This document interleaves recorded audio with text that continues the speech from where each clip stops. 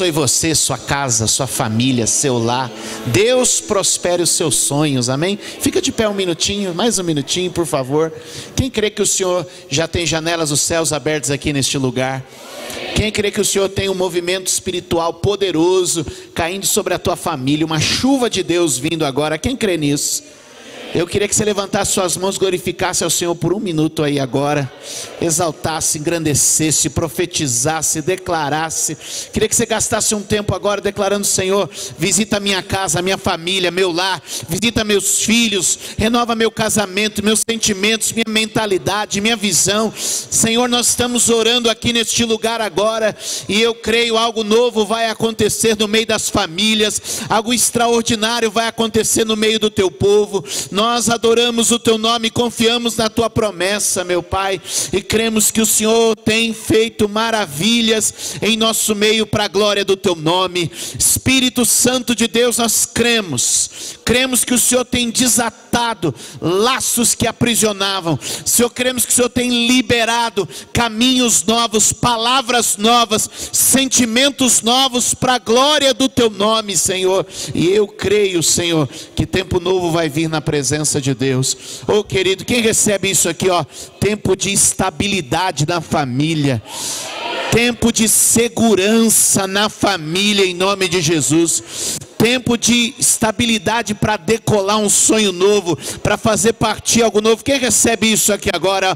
Eu creio, Senhor, nesses dias vai abrir portas econômicas para estabilizar as finanças, portas de perdão e reconciliação para estabilizar a alma, portas de avivamento, portas de visitação de Deus para estabilizar a vida espiritual. E a partir dessa base, Deus vai construir algo novo e poderoso. Eu creio que Deus vai levar saúde até dentro de casa.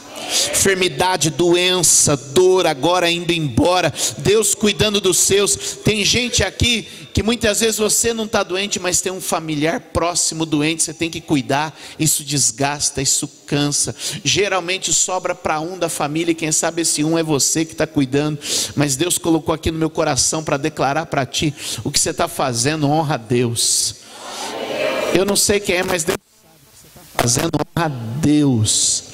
E quando você honra a Deus, pode acreditar, o céu se abre. Quantos podem dizer amém? Ó, quero profetizar avivamento das palavras, palavras novas no meio da família. Quantos podem dizer amém? Palavras de elogio, palavras de carinho, palavras de paixão, palavra de vida, palavra de ânimo, palavra de encorajamento. Deus vai mudar as palavras. Deus vai trazer palavras boas na boca da esposa, na boca do marido, na boca dos pais. Deus vai colocar palavras que vão gerar cura, restauração para a glória de Deus. Quem crê nisso? O Senhor vai enviar anjos à frente, anjos que protegem, que guardam e traz livramento. Eu creio que tem um movimento do Espírito Santo, amém? Procura uma pessoa, profetiza sobre a família dele agora. Movimenta aí do seu lugar, procura uma pessoa e profetiza sobre a família.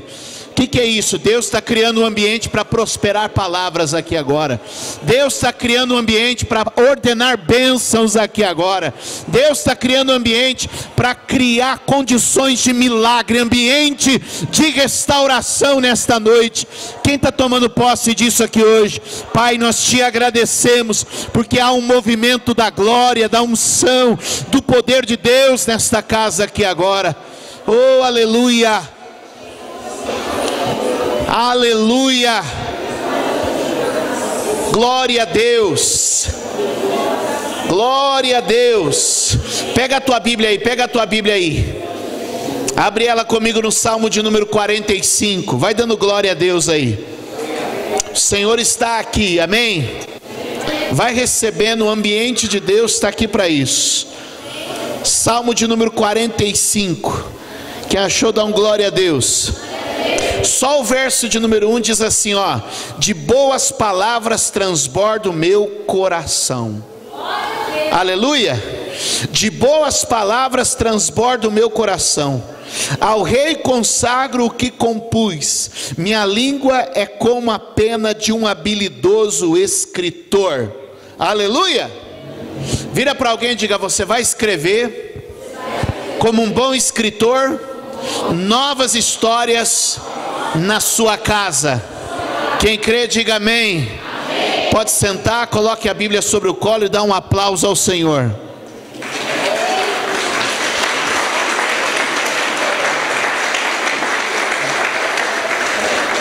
Levante a mão direita e diga: chegou o tempo de escrever uma nova história. Amém? Eu creio que hoje Deus vai nos guiar por este caminho. Me acompanha ela que tem escrito a história comigo há 19 anos, a pastora Érica. Fica de pé, querido, o pessoal vê como eu sou um homem de oração, de graça, como eu conquistei a vitória. Para ele saber, não, Deus é com esse... Você olha a minha esposa e fala assim: Deus é com esse moço aí, ó. Deus é com esse moço. Graças a Deus, amém. Eu e Érica somos casados há 19 anos. Temos 3 filhos, Luiz Gustavo de 17 anos. Já tem um filhão, falando mais grosso que eu. Ô pai, e aí? Tem um filho de 17. Tem uma menina, Ana Júlia, de 13 anos. E a nossa caçula tem 9 anos, é a Mariana. Somos pastores da Igreja Cristã Mundial. Temos uma amizade de longa data já com os pastores desta igreja. Também o pastor André, que temos nos aproximado, encontrado assim naqueles momentos assim inusitados, enquanto em hotel, enquanto em aeroporto. Mas estamos aí firme na fé. Deus abençoando. Passei na porta da igreja dele um monte de vezes já, mas nunca consegui entrar, acredita? Sempre passando ali por Brusque também. Uma bênção de Deus. Aleluia! Eu queria compartilhar uma palavra com vocês nesta noite. Eu tenho certeza que Deus tem falado nos últimos dias de forma muito especial, e eu vim aqui somar com um pouco mais. Diga comigo: chegou o tempo de escrever um novo livro. Você crê nisso? Somar com os irmãos mais uma vez. Bom, a Bíblia diz em Eclesiastes 12:12 que não há limites para fazer livros. Vamos dizer? Não há limites para fazer livros. De novo, vamos lá? Não há limites para fazer livros. Quer dizer que se um livro não contou uma boa história na sua vida, Deus te dá a oportunidade de escrever um livro novo. E a primeira coisa que você deve pensar com respeito a um livro ou uma história é que um livro ou uma história são contadas ou escritos por meio de palavras. Diga de novo: palavras. Toda história, todo livro é composto de palavras. Ninguém escreve uma história sem palavras. Ninguém conta uma história, ninguém constrói uma história sem palavras. E palavras são, com certeza, o elemento principal, não só da construção de uma história, mas da construção de todas as coisas. Hebreus 11:3 nos ensina, guarde isso.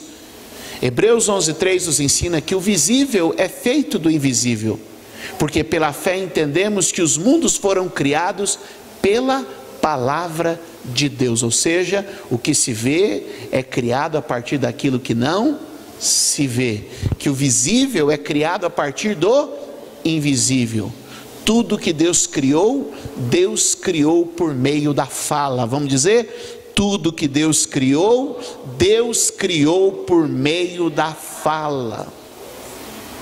As palavras são um ponto importante na nossa vida, e ninguém constrói história nova sem palavras novas.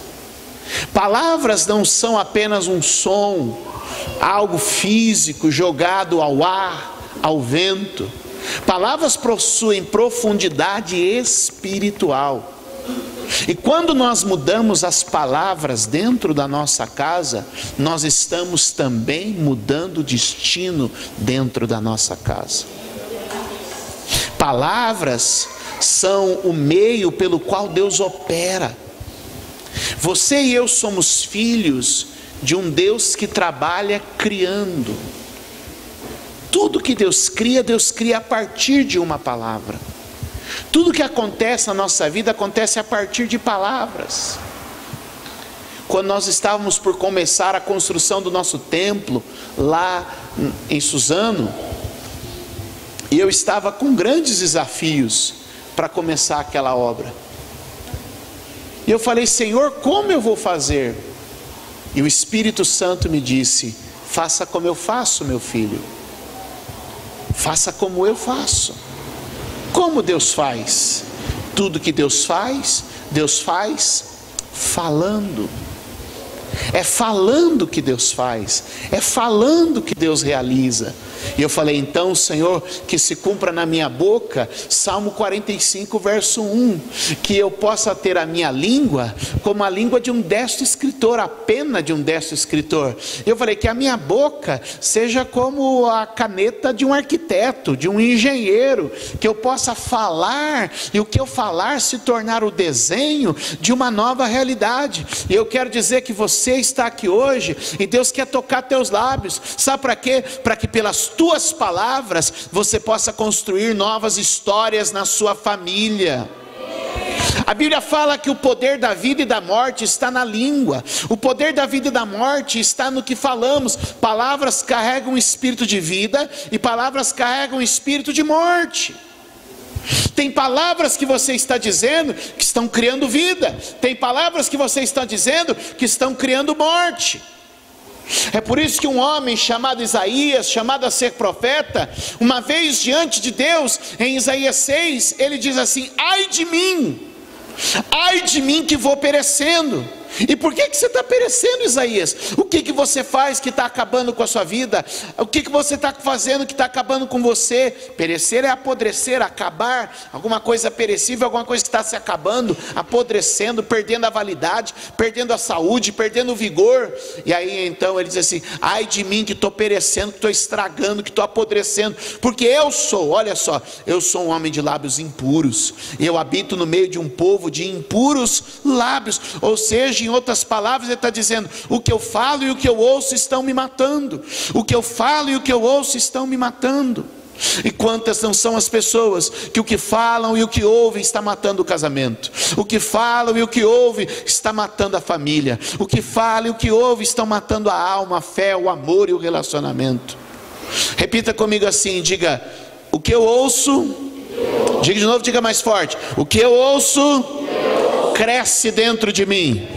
O que eu falo cresce ao meu redor. O que eu ouço cresce dentro de mim. O que eu falo cresce ao meu redor.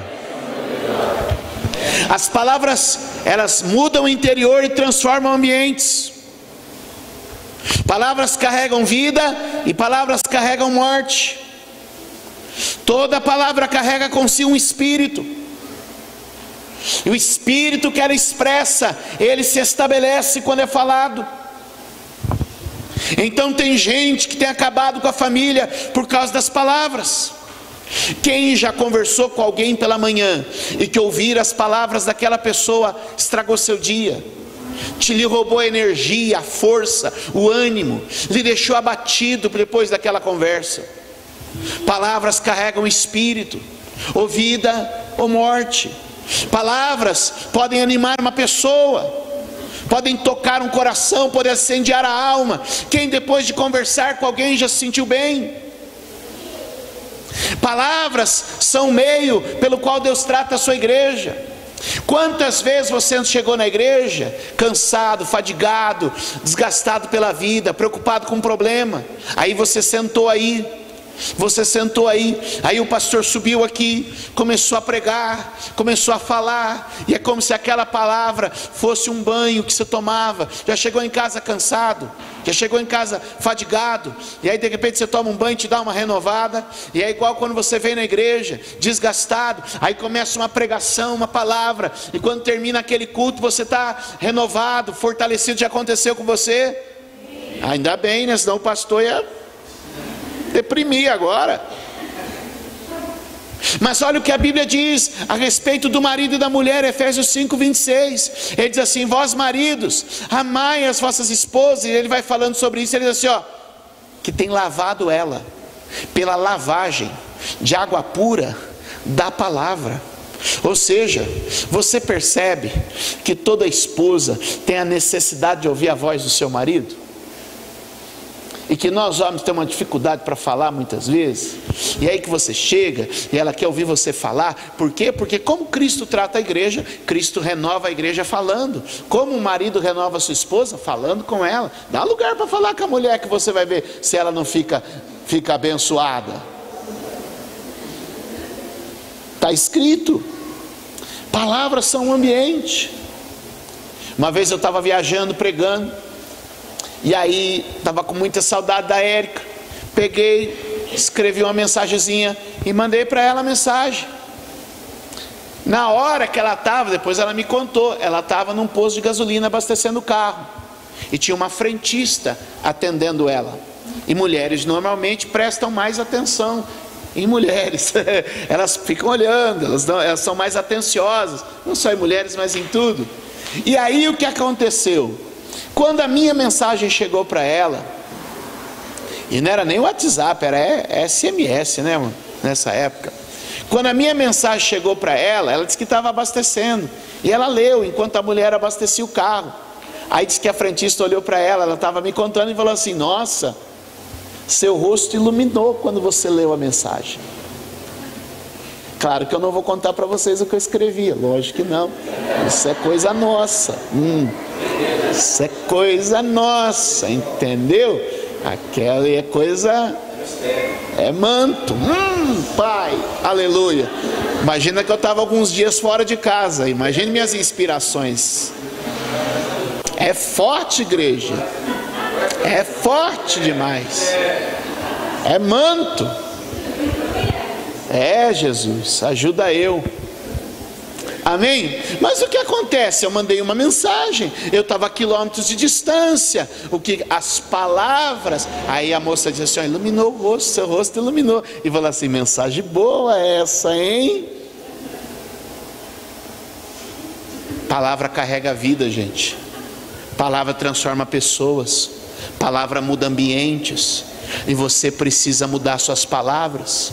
Você precisa transformar a sua maneira de dizer. Você precisa começar a elogiar. Você precisa começar a profetizar. Você precisa começar a declarar. Você precisa começar a criar palavras. Aí não vai você agora, depois seu marido vai sair daqui, vai falar uma palavra boa para você, irmão. E aí você vai dizer assim: mas está falando só porque o pastor falou lá no culto. Porque em todo congresso de casal que eu vou, sempre tem uma atribulada assim. Sim, tem, mas aqui em Mogi não tem, lá isso é coisa de outros lugares, aqui não tem, né? Porque sempre tem uma que assim, aí o marido vai e fala assim: eu vou falar, porque o pastor falou para dar uma faladinha, né? Aí ele vai lá e dá uma faladinha, aí ela fala assim: tá falando só porque o pastor falou, né? Aí ele: não faço, eu falo, mas...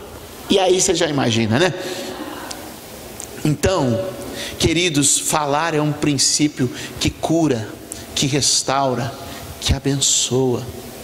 E a minha oração hoje é que você possa incendiar tua casa com boas palavras. Que Deus faça da tua língua como a pena de um destro escritor. Que as suas palavras possam trazer saúde, amizade, restauração. Que você possa usar palavras para gerar confiança nos seus filhos. Que você possa usar boas palavras para falar com suas filhas. Que você possa usar boas palavras dentro do teu casamento e colocar mais vida por palavras. E falar é uma decisão, é uma escolha que você faz. Palavras podem criar efeitos devastadores ou não, podem criar efeitos extraordinários. E eu estou orando hoje para Deus fazer o que fez com Isaías: tocar a minha boca, tocar a sua boca e colocar nas nossas palavras a vontade dEle, o Espírito dEle, a vida dEle, o amor dEle, e que os nossos comecem a ser tomados de palavra. Portanto, amados, quando você usa boas palavras, você vai criando sentimentos dentro dos seus. Nós entendemos o princípio profético, nós entendemos o princípio da oração, nós entendemos o princípio da declaração, nós entendemos o poder das palavras. E eu estou orando para Deus renovar as nossas palavras. O camarada que quiser namorar com as minhas filhas, ele vai estar roubado. Vai estar roubado, sabe por quê? Porque eu vivo falando palavra boa para elas, eu vivo falando palavra bacana para elas, eu vivo tratando elas com boas palavras. Quando chegar um sem vergonha qualquer, esses meninos tribulados, que isso, mas o menino aqui é bom até a página 2, porque o hormônio não converte, gente. O hormônio é um bicho terrível, o hormônio não converte, né? Vocês pensam que o hormônio converte? O hormônio não converte, gente. É difícil, é uma luta para cuidar disso. Então eu estou vigiando muito bem lá em casa, estou bem vigiado. Porque a Ana Júlia já está uma moçona, a Ana Júlia desse tamanho, bonita menina. Eu falo, não, meu bebê. Mas aí eu falo boas palavras. Quando o cara chegar falando alguma coisa com ela, ele vai falar assim, meu pai já me fala essas coisas e melhor que isso aí, ó. Não estou caindo fácil assim não. Entendeu? Porque palavra boa, meu irmão, é palavra boa que a gente tem que colocar dentro da nossa casa para escrever uma história nova. Levante sua mão e diga, eu creio que com as minhas palavras eu vou escrever uma história nova. Quantos podem dizer amém? Agora, para escrever uma história nova, você vai precisar de palavras. E geralmente a inspiração para essa história, ela vai vir de 3 elementos. Todo escritor vai usar 3 elementos básicos. Elemento número 1, memória. Toda história que você escreve, ela vai ser de alguma maneira afetada pela sua memória. Elemento número 2, seu conhecimento. Toda vez que você escreve uma história, você vai ter ou memória ou conhecimento. Você vai usar memória, conhecimento ou um terceiro elemento, que é a imaginação. E eu queria trabalhar um pouco com esses 3 elementos com vocês aqui hoje. Que as suas palavras possam estar abençoadas pelas suas memórias, inspiradas pelo seu conhecimento e motivada para uma inspiração, uma imaginação. Ouça, nós geralmente vamos ser afetados por nossas memórias. Toda pessoa, ela sofre um efeito das suas memórias. E as nossas memórias não são de coisas boas. A gente tem memórias de coisas boas e coisas ruins. E o problema é que muitas vezes nós não curamos a nossa memória, queremos fazer de conta que ela não aconteceu, e aí a gente vai adoecendo por dentro, porque a gente escreve histórias a partir de memórias. Então muito do que você está fazendo hoje em família tem um fruto. Tem fruto das suas memórias. E alguns passaram por um tempo sem curar suas memórias, sem acertar suas memórias. O seu passado tem levado você, por causa de uma traição, de uma dor, de um problema, muitas vezes a usar as coisas que você lembra, a usar as coisas que estão aí dentro de você, para proferir palavras que muitas vezes estão machucando, estão destruindo ou estão inspirando. Nós precisamos ter uma memória sadia. Posso ouvir um amém? Amém. Você tem que levar a memória boa para dentro de casa. Quer ver uma coisa só? Abre comigo Lamentações de Jeremias. Mas isso eu preciso que você abra a Bíblia mesmo, que você vai observar algo na disposição do texto. Lamentações, capítulo de número 3. Vamos lá.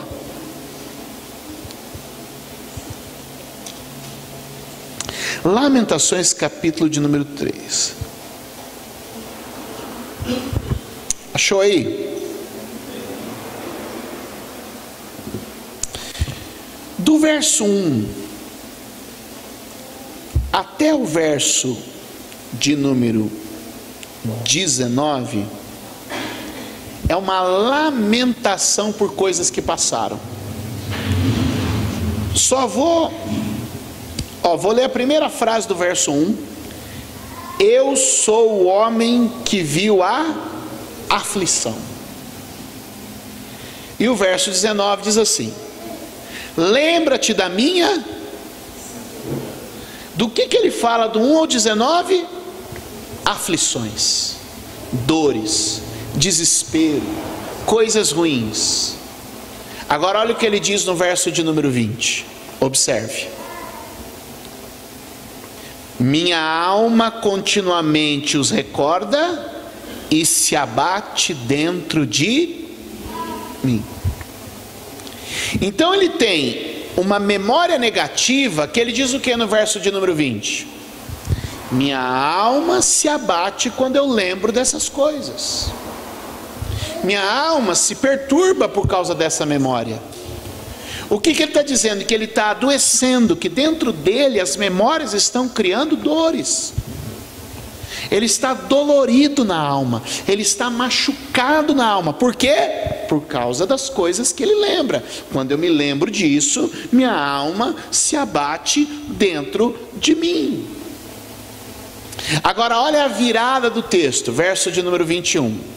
Esse é conhecido, mas vamos lá. Olha a virada do texto. Quero trazer à memória o que me pode dar esperança. Então ele diz assim, ó, eu tenho coisas na minha memória que estão me abatendo, eu tenho coisas na minha memória que estão me machucando. Aí o 21 ele vai fazer uma virada. Quero trazer à memória o que me dá esperança. Aí olha o 22, aí ele vai continuar, ó. Aí ele vai começar um tempo de lembrar coisas boas. As misericórdias do Senhor são a causa de não sermos consumidos, porque as suas misericórdias não têm fim, se renovam a cada manhã, grande é a tua fidelidade. Ele segue agora falando de esperança e de coisas positivas. Então ele tem uma escolha entre duas memórias. Eu tenho uma memória que me destrói, e eu tenho uma memória que me edifica. Eu tenho uma memória que me cansa, e eu tenho uma memória que me renova. Eu quero te perguntar, que tipo de memória você está escolhendo?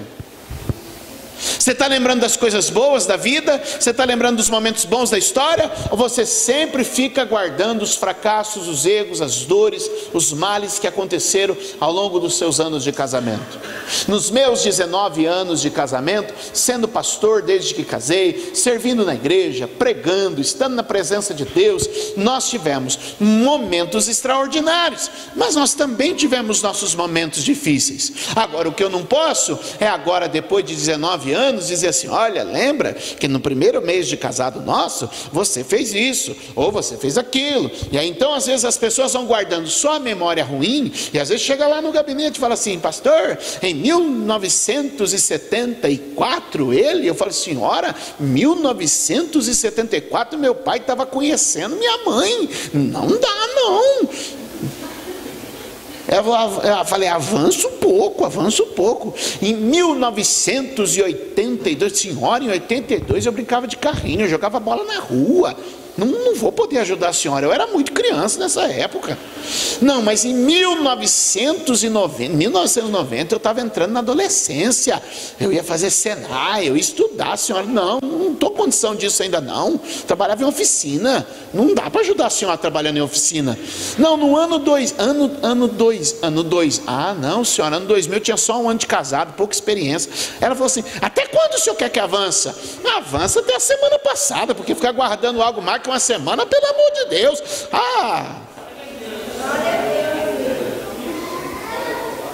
O que você fica guardando há tanto tempo? Quais são as memórias que estão abatendo sua alma, tirando sua força, tirando o seu ânimo?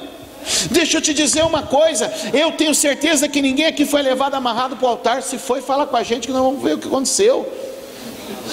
Mas vocês escolheram, e aqueles mesmos motivos que levaram a tomar a escolha para o casamento, eles continuam, eles permanecem, eles estão aí. Talvez debaixo de uns escombros, talvez debaixo de uns problemas, de uma sujeira, mas e continuam aí.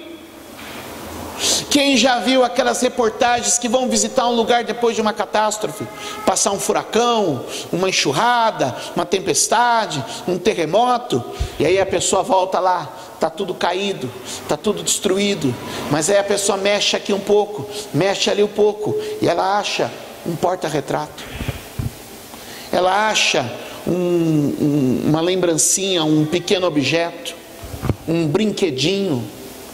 Ela acha um pertence dela, uma coisa que ela tinha ganhado, que ela guardou da infância, um potinho, uma caixinha que ela guardava. O que acontece?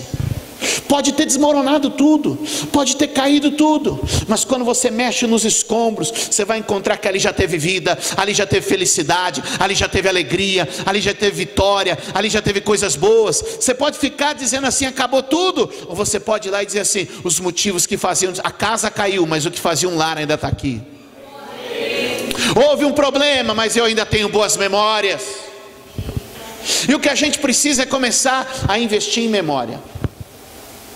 Deixa eu te falar uma coisa, nenhuma geração foi tão bem servida de memórias como essa. Sim ou não? Talvez você hoje, talvez alguns de vocês hoje já viram em um dia mais fotos que os seus avós ou bisavós viram a vida toda.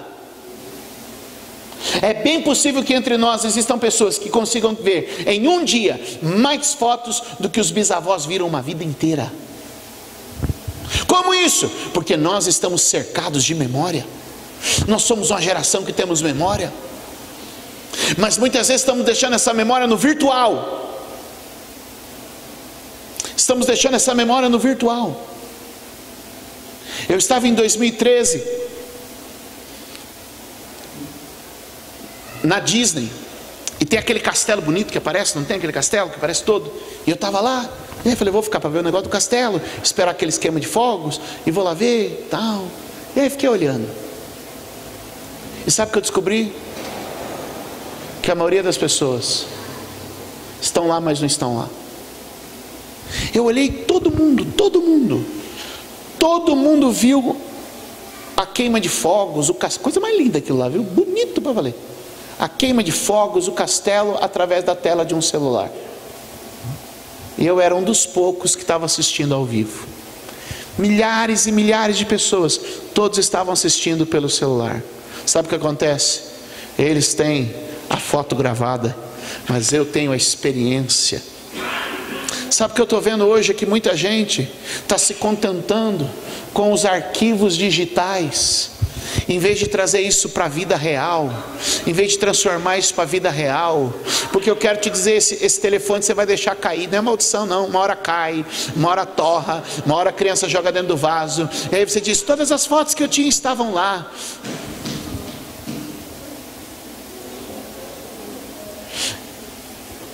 Mas eu me lembro de uma coisa que acontecia na minha casa e devia acontecer na sua também. A minha mãe tem até hoje uma caixona de madeira cheia de foto de álbum.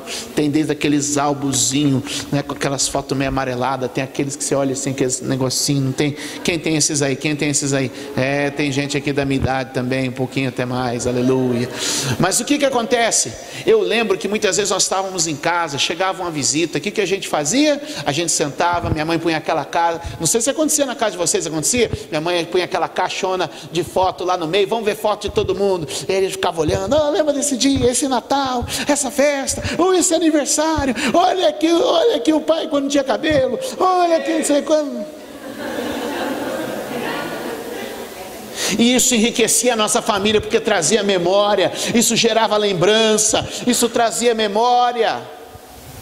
Não é caro, meu irmão, gerar memória. Não é caro gerar boas lembranças. Não é caro gerar lembranças positivas e boas. Não é difícil. Você não precisa, meu irmão, ir na Disney para fazer uma memória boa com seus filhos. Sabe o que eu fiz outro dia? Outro dia eu estava indo pregar em Guarulhos. Passei assim por uma estrada e vi um parquinho daqueles velhos. Sabe aqueles parques velhos que monta assim, que vai? Sabe aqueles parques antigos? Sabe? E eu lembro, minhas memórias ótimas desses parcão velho assim.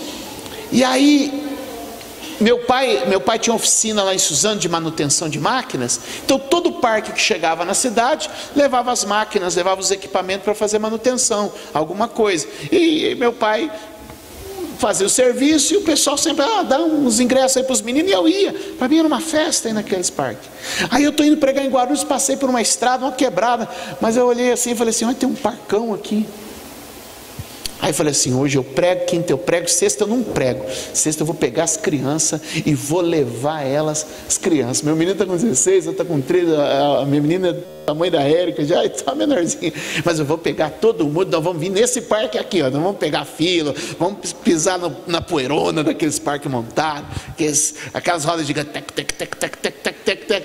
Falei, não cai não, isso é seguro, glória a Deus. Mas o que aconteceu? Gente, gastei ali uns real que eu comprei ali, os ingressinhos. Gerei o que? Uma memória. Memória positiva, memória boa. A gente tem que começar a investir em memória. Sabe o que eu fiz outro dia? Outro dia peguei o carro e fui na frente de cada casa onde meus filhos nasceram no hospital, mas quando eles foram morar primeiro. Aí eu fui, olha, aqui foi onde a gente trouxe o Luiz do hospital. Olha, aqui foi onde a gente trouxe a Ana do hospital. Olha, aqui foi onde trouxe a Mariana do hospital. Foi essa a primeira casa que você morou, Mariana. Foi essa a primeira casa que você morou, Luiz. Foi essa a primeira casa que você morou, Ana Júlia. O que a gente está criando? Memórias. Parece uma coisa boba hoje, mas lá no futuro eles vão dizer, passou na rua, eu morei nessa rua aqui, foi minha primeira casa. Eu não sei, mas só dá para construir histórias e a gente criar memória boa. E qual que é o grande problema das memórias ruins para a gente vencer elas? É o perdão. Só tem um jeito de limpar a memória ruim, é pelo perdão e pelo arrependimento. E talvez tenha a memória ruim guardada aí no seu coração. Talvez você está precisando limpar ou pelo perdão ou pelo arrependimento. E arrependimento e perdão são duas coisas importantes para quem quer viver livre do passado. Deixa eu te ensinar uma coisa aqui. Perdão. E qual que é o nosso grande problema com perdão? É porque a gente acha que se a gente perdoar, o outro ganhou. E perdão não é alguma coisa que dá vitória para o outro. Perdão faz bem para você. A gente tem a natureza de pensar que o perdão faz o outro ganhar. E quem ganha com o perdão é você. O perdão não libera o outro. O perdão libera você. Às vezes a gente pensa que o perdão fez bem para quem recebeu. Não, o perdão fez bem para quem deu. Observe o seguinte, você vai identificar na história. Olha aqui. Quem já viu a pessoa que fez o mal ficar melhor do que aquela que recebeu o mal? Aí você fala, não consigo entender. Fulano ofendeu, ciclano foi ofendido. Fulano está crescendo, está bem, Deus está abençoando ele, e o ciclano não. Deus é justo? Cadê a justiça de Deus? Simples. O remédio para quem foi ofendido é o perdão. O remédio para quem ofendeu é o arrependimento. Se o cara que ofendeu se arrependeu de verdade, a vida dele está livre. Se o que foi ofendido não perdoar, ele está preso. Estão comigo? Estão comigo? Porque aí você olha e fala assim, fulano fez o mal, ciclano sofreu o mal, ciclano está aqui na pior, quebrado, arrasado, e Deus está levantando fulano. Cadê a justiça de Deus? O que ofendeu precisava era se arrepender, e que o ofendido precisava era perdoar. Um tomou remédio, o outro não. Se você perdoar e o outro não se arrepender, você está livre, ele está preso. Mas se o outro arrepender e você não perdoar, o problema é seu que não perdoou. Porque o perdão não faz bem ao outro, o perdão faz bem a você. O problema é que a gente acha que com o perdão o outro ganha. Quem está me entendendo? E a nossa viagem vai muito rápida, a nossa mente vai longe. Só para deixar claro para você, vem comigo, Isaías capítulo de número 43, verso 25, olha o que Deus vai falando. Deus do Isaías 43 está dizendo, gente, não aguento mais vocês pecam demais, vocês estão terríveis, ô povo, que não suporto mais, eu estou cansado. Deus do Isaías 43 vai descendo a lenha. Aí ele vai falando assim, não aguento mais, não dá mais. Aí no verso 25, olha o que ele fala aqui, ó. Eu eu mesmo sou o que apago as tuas transgressões por amor de vocês. É isso que está escrito aí? Porque eu amo vocês, eu perdoo vocês. É isso que ele disse? Não, eu te amo, povo de Israel, vou te perdoar porque eu te amo. É isso? Porque eu te amo, não lembro mais dos seus pecados. Foi isso que Deus disse? Deus vem falando assim: gente, não aguento mais, o cheiro do cu de vocês me incomoda. Gente, eu tô cheio de vocês, eu não aguento mais. Mas ele diz assim: olha, como eu me amo, eu não mereço ficar carregando esses pesos não. Então, como eu me amo, eu perdoo vocês. Como eu me amo, eu libero vocês. Porque eu não vou ficar carregando esse fardo na minha vida não. Deus diz assim, é Deus assim, ó, porque eu me amo. Num ato de amor próprio, eu estou liberando todo mundo, estou perdoando, estou abençoando, porque eu não vou ficar guardando lixo no meu coração. Toque alguém e diga: o perdão faz bem a você. Por que alguns estão desistindo? Porque estão cansados. Porque a memória ruim é cansativa. Deus disse: eu estou cansado. A memória ruim é cansativa. E como é que eu me livro do passado ruim? Com arrependimento. Se errei, pede perdão, muda a mentalidade, muda a atitude. Se foi ofendido, ofendida, perdoe, libere o perdão, vai fazer bem para você. Chega de ficar arrastando coisa do passado, que hoje é uma memória negativa, travando sua vida. Comece a investir em memórias positivas. Põe mais foto dentro da tua casa, cria mais história com a sua família, investe numa saída com eles, faz alguma coisa. Quem entende isso? Notei que meus filhos estavam crescendo. Hoje tudo é muito instantâneo e a gente se desfruta muito pouco. Meus meninos estavam lá na Bahia, meu sogro está morando lá, coisa boa, né? Foi morar em Porto Seguro, dá para olhar a praia lá da casa dele assim. Vida tribulada. Meu sogro é pastor, né? Ou era, né? Sei lá como é que a gente fala. Ele ainda é pastor. Mas ele falou assim: não, deixa esses negócios para vocês aí agora. Fica você aí, Júlio. Pastoreia você aí. Agora eu vou pisar na areia agora. Eu vou olhar para o mar. Esse negócio de homem casando com homem, mulher casa com mulher, tudo tribulado nas igrejas. Não, fica vocês aí. Eu vou. Qualquer coisa você me consulta. Mas como é que é, pastor? Fica vocês aí, que agora eu vou preocupar só de caminhar e escolher o peixe que eu vou comprar para o almoço. Parabéns, seu Oswaldo. E meu filho estava lá tirando de avião. A gente vai de avião, senta naquelas cadeirinhas apertadas. Subiu, desceu, acabou a conversa. Aí falou assim: nós vamos voltar para São Paulo de carro. Como é que é?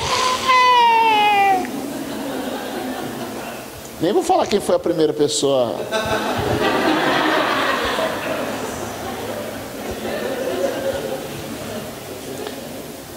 Falei: eu vou subir de carro para ir e vou voltar de carro para São Paulo. Você está doido? Vamos ficar 2 dias dentro de um carro, 1.500 e não sei quantos quilômetros. Aí eu vou. Nós vamos, porque nós vamos ficar todo mundo fiado dentro do carro. Gente, nós brincamos de tudo, nós fizemos de tudo, nós dormimos em hotel, nós comemos na rua, nós parar de caminhoneiro, nada de parar de graal é tudo chique. Não, parar de caminhoneiro, com esses café com leite, com esse copo americano encebado, né? Pensa que é só vida de hotel 5 estrelas? Cria memória, gente. Cria memória, gente. Cerca a tua vida de memória boa. Sabe por quê? Porque é com memória boa que a gente escreve história para o futuro. É com memória boa que a gente faz. E não precisa ter dinheiro, não. Amém? Se tiver é bom, mas se não tiver, faz como dá. Ok? Mas cria memória. Não esquece, tem história para contar. Quem recebe isso? Amém. Cria memória, porque a memória padroniza como você vai agir. Eu podia te falar, por exemplo, sobre Salomão. Sabe por que Salomão pediu sabedoria? Sabe por quê? Por causa de uma memória de infância. Ele escreveu lá. Ele disse assim: olha, eu me lembro quando eu era garoto, que eu subia para a casa do Senhor. Olha a memória dele. Que eu subia para a casa do Senhor, meu pai numa mão, minha mãe na outra mão. E aí a gente ia celebrando, e meu pai dizia assim: ó, com tudo que puder, na forma que puder, adquire sabedoria, meu filho. E aí ele lembra assim: eu me lembro que eu subi, meu pai dizia: ó, adquire sabedoria, meu filho. Adquire sabedoria, meu filho. Adquire sabedoria. E aí a gente pensa que foi o Espírito Santo, quando Deus falou com Salomão: Salomão, me pede o que você quer. Ai, sabedoria. De onde saiu isso? Não foi o Espírito Santo, foi a memória que ele tinha de quando ele subia com o pai dele na casa do Senhor. Foram coisas agradáveis que ele subia. Memória. Você pode criar memória em várias situações. Você pode criar memória em várias questões. Cura das memórias. Quantos podem dizer amém? Amém. Glória a Deus. Vamos avançar. Segunda coisa que você vai usar para escrever história nova. Diga-me: conhecimento. Abre comigo lá a sua Bíblia em Provérbios 24.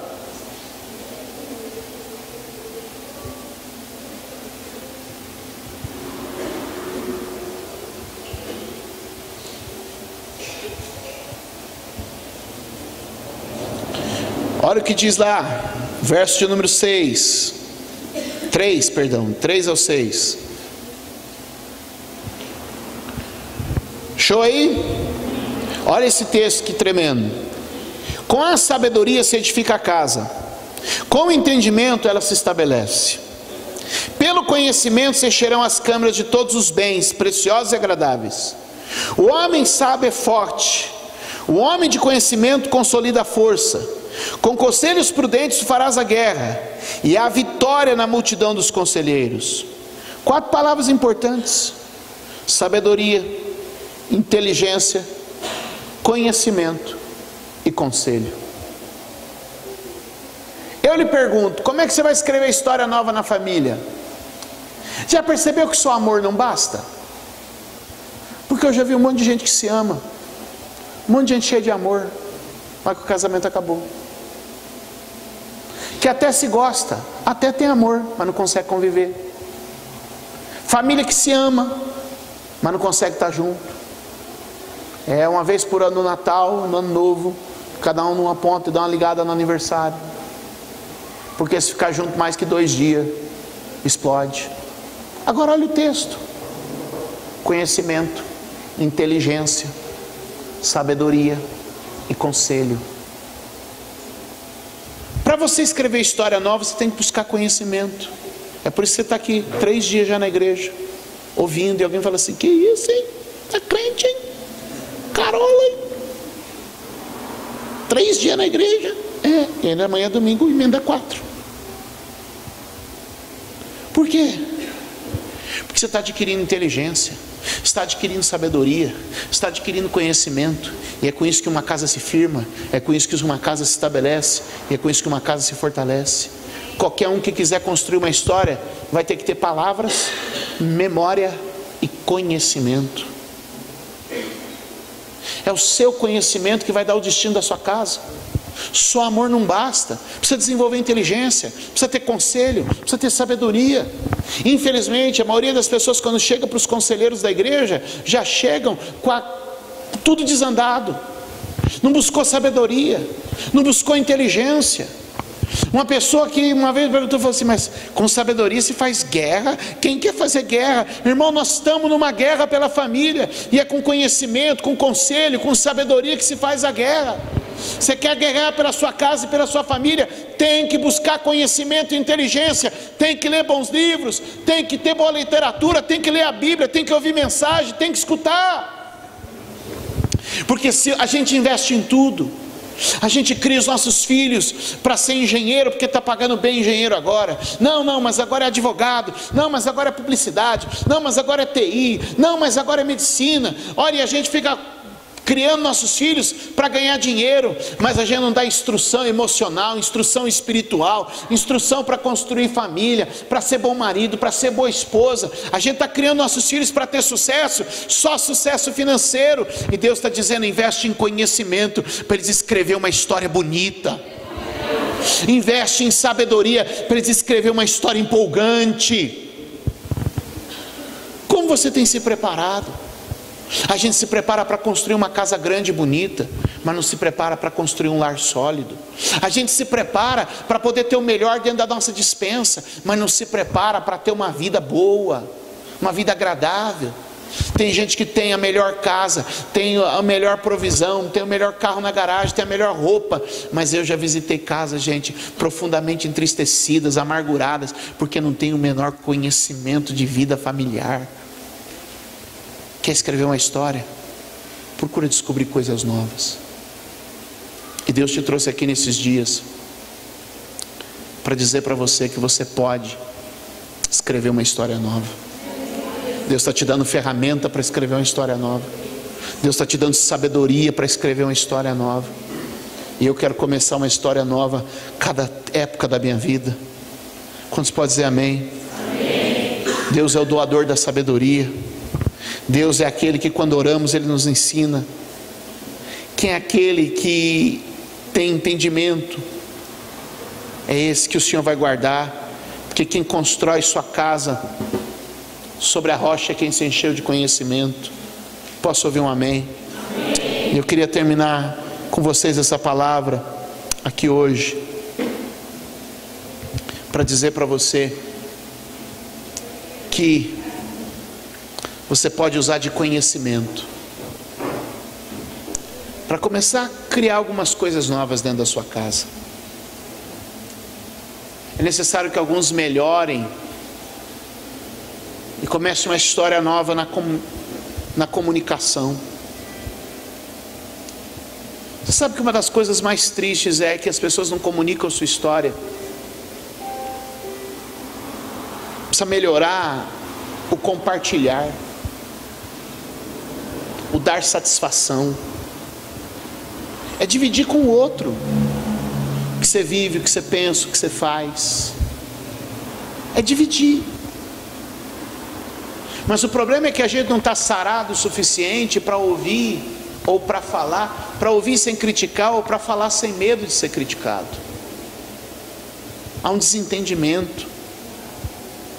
Sabe, a gente precisa melhorar um pouquinho mais de bom humor, um pouquinho mais de romantismo.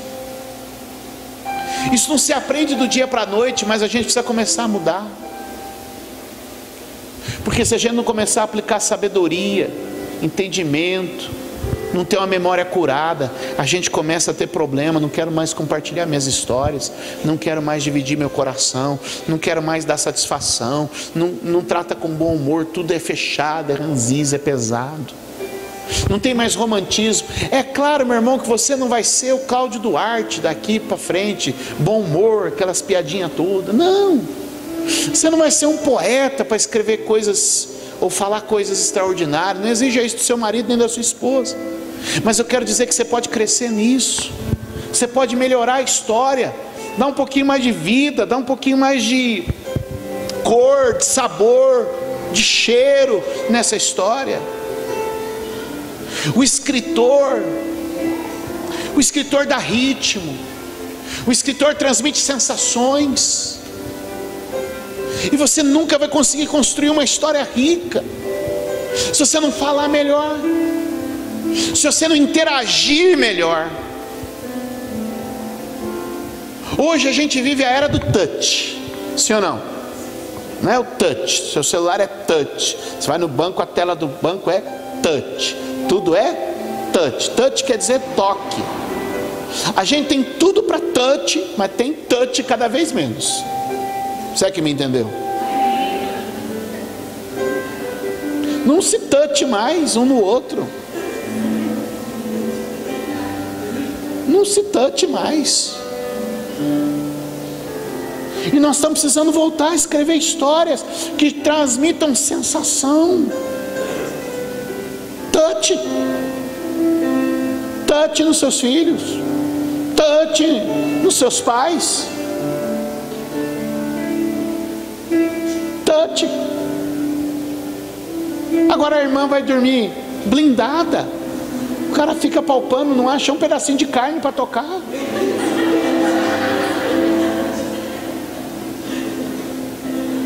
O touch vai diminuindo.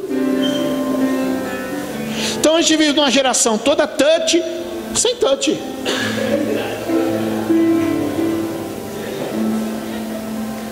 Que a nossa história tenha mais sensação, mais toque, mais beijo. Beijo cura, beijo sara, mais interação física. Que a nossa história seja menos virtual e mais real, mais touch, mais beijo, mais relação. Diga aleluia, irmão. Renova aí, meu pai. Manda um avivamento naquele quarto hoje, meu Deus. Manda um avivamento entre os irmãos ali. Mas você vira, fala assim: olha, dê uma boa palavra para o seu esposo. Ele vira e fala assim: a paz do Senhor. Isso não cabe mais, gente. Irmão, você prosperou, agora você tem carro automático, né? Pô, lembra de quando você passava o câmbio? Assim, ó, aproveitar, meu. A da mudancinha de marcha assim, ó, tocava assim no joelhinho. Não vou contar não, fica tranquilo.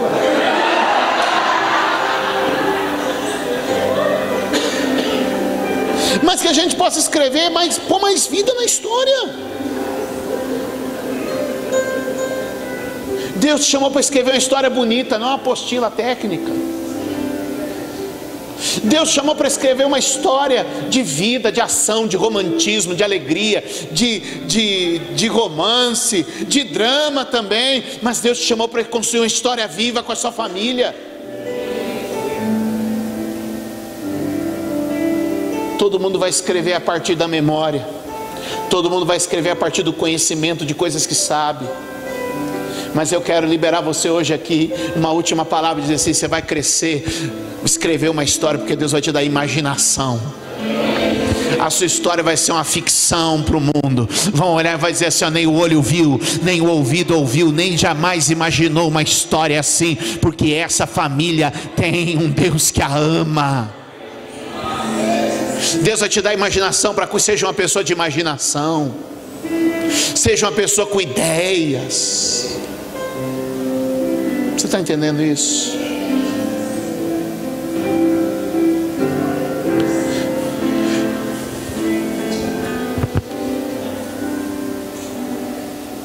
A neurociência diz que a gente tem uma parte do cérebro que é criativa e outra parte que é lógica. E quando a gente é criança, é claro que a gente usa mais a parte criativa do que a parte lógica. Mas o problema é que a gente vai crescendo e a parte lógica vai sendo mais desenvolvida, mais desenvolvida, mais desenvolvida, e a nossa parte criativa vai ficando para trás. A gente vai perdendo a imaginação, que agora a gente tem um bebezinho para criar, agora a gente tem conta para pagar, agora a gente tem luz para pagar, agora a gente tem criança para formar, e aí a nossa parte lógica vai tomando conta, porque eu tenho que fazer conta, porque eu tenho que organizar as coisas. Isso acontece no ministério, isso acontece porque a gente vai amadurecendo, e aí a parte lógica vai tomando conta de tudo. Mas a Bíblia diz assim: aquele que não se fizer como uma criança, aquele que não voltar até a sua mente criativa, as suas imaginações de novo, como ele pode ver o reino do céu? Porque o reino do céu é um reino de imaginação, é um reino que você olha e imagina, vê, e a Bíblia diz que se você vê, aleluia, vai acontecer. Você constrói a partir do que imagina. Como imagina a sua alma, assim é, diz a Bíblia. Mas o problema é que as lutas mataram a imaginação, mataram o romantismo, trouxeram memórias ruins, apagaram o conhecimento. Mas hoje Deus te trouxe aqui para dizer: imagine sua família, imagine seus filhos. A minha mãe diz que eu sou um otimista desde o nascimento. Eu sou. Eu sempre imagino o melhor da vida. Eu sempre espero o melhor da vida. Eu tenho expectativas. Quando eu casei com a Érica, ela me dizia assim, eu aprendi diferente. Eu aprendi a não fazer muita expectativa, porque o que vier vai estar bom. Eu falei, mas agora você casou com alguém diferente. Você casou com alguém que espera o máximo de tudo. Eu espero o máximo de tudo. Amanhã minha igreja tem espaço para caber um tanto de pessoas. Eu espero 10 vezes mais, porque eu sempre espero mais da vida. Você entende isso? Eu ponho toda oferta que eu ponho no envelope, eu falo assim, Senhor, 1000 vezes mais, 1000 vezes mais. Mas Júlio, está escrito 30, 60, 100 já está bom. Eu falo, não, Senhor, aqui 1000 vezes mais. Porque eu imagino vivendo o melhor, imagino vivendo o que tem de bom. Eu imagino sempre o melhor. Eu imagino meus filhos tendo sucesso. Eu imagino eu com a Érica já, vivendo o melhor da vida, cuidando das melhores coisas. Eu imagino o melhor sempre. E se a Érica ficar viúva, quem vier depois está roubado, meu irmão, está roubado. Porque ela casou com alguém cheio de imaginação, e passaram quase 20 anos, e eu continuo cheio de imaginação. Eu continuo cheio de imaginação. Eu não sei o que você passou na sua família, eu não sei quais são os problemas que você trouxe do lar do seu pai e da sua mãe, mas eu sei que Deus pode fazer de você como a pena de um destro escritor e escrever uma história nova, escrever uma história linda, escrever uma história inspiradora que vale a pena ser contada. A história da sua família não termina mal. A história da sua família vai terminar muito bem, porque quem escreveu o final dela, seu nome é Jesus, e Ele te ama. Ele te ama. Ele ama a sua casa. Dá um glória a Deus aí. Vamos ficar de pé.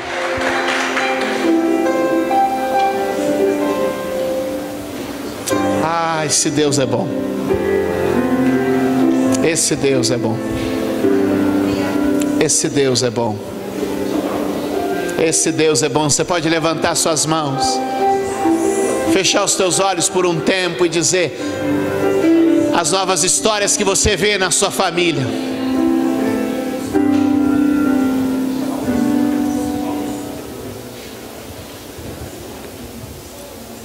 O diabo tentou destruir a história de vocês. O diabo tentou anular os planos de Deus para a vida de vocês. Mas Deus, aleluia, está neste lugar. E Ele vai te dar a capacidade de escrever uma história nova. Um casamento que não termina. Filhos que se desenvolvem na obediência e no temor do Senhor. Uma casa próspera e abençoada, cheia do Espírito Santo, onde a paz reina, onde as palavras são boas, onde a vida e a alegria triunfam sobre os dias de tristeza e morte. Uma família que prevalece nos desafios, que vence nas tormentas, que supera as tempestades. Senhor, eu creio hoje, Tu estás aqui, no meio do Teu povo, para abençoar esta casa. Senhor, eu oro por homens e mulheres neste lugar. Eu peço por cada um deles na Sua presença nesta hora. E eu sei que o Senhor é com eles para levantá-los de forma poderosa, para enxugar do rosto toda lágrima, para trazer a capacidade de perdoar e de se arrepender, para limpar as memórias tristes e trazer de volta as boas memórias, as memórias de vida e fé. Senhor, nós Te adoramos neste lugar e profetizamos famílias renovadas, lares restaurados, Homens e mulheres cheios do Espírito Santo dentro de casa. Reconciliação, restauração. Suas palavras constroem algo novo. Limpa os nossos lábios, ó Senhor, nesta noite. Limpa os nossos lábios, Senhor, nesta noite. Se você está com a sua esposa, se junte a ela. Com seu esposo, está com a sua família, se abracem aí onde vocês estão. Há uma unção neste lugar. As guerras estão cessando. O Senhor está dando vitória. Nós estamos profetizando vida. Nós estamos declarando restauração. Diga boas palavras, diga palavras de vitória, diga: nossa casa é feliz, o nosso lar é bendito, nosso casamento é para sempre, aleluia. Hoje é dia de cura, hoje é dia de restauração. Nós te adoramos, Jesus. A minha boca está cheia de palavras boas. A minha língua é como a pena de um destro escritor. Deus tem nova história para a família. Deus tem nova história para a família. Deus tem nova história para o nosso lar. Quantos podem dizer amém? Vamos adorar ao Senhor, aleluia, aleluia.